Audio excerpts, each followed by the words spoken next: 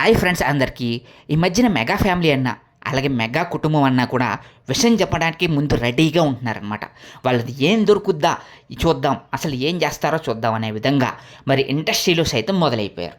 మరి రీసెంట్గా దీనికి ఉదాహరణ ఏంటంటే గేమ్ చేంజర్ మూవీ అంట అట్టర్ ఫ్లాప్ అయిపోయిందంట. మరి దానికి సంబంధించినటువంటి నష్టాలని సంక్రాంతికి వస్తున్న మూవీతోటంట 60-70% అయితే పూడ్చుకోగలిగాడంట ఈ మహా దిల్ రాజ్ అనేటువంటి డైరెక్టర్.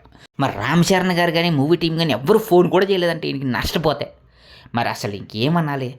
వేల కోట్లు ప్రతి సినిమా థియేటర్ మొత్తం కూడా ఈయన చేతిలో పెట్టుకుని సినీ ఇండస్ట్రీని నడిపించేటువంటి ఈ మహా థియేటర్ మరి గేమ్ చేంజర్ వల్ల మొత్తం నష్టపోయినట్టు, అడుక్కు తిండకపోయినట్టు బిల్డప్లు కొడుతున్నారండి. మరి ఇది నిజంగా మెగా అభిమానులందరూ కూడా ఎంతో కోపాన్ని రప్పిస్తుంది. మొత్తం ట్రోల్స్ చేస్తూ ఉన్నారు దిల్ రాజుని.